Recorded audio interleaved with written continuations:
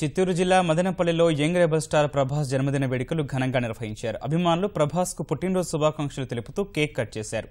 ప్రభాస్కు వీరాభిమాని అయిన విశాల్ అనే చిత్రకారుడు ఉప్పుతో ప్రభాస్ చిత్రాన్ని వేసి అభిమానం చాటుకున్నాడు.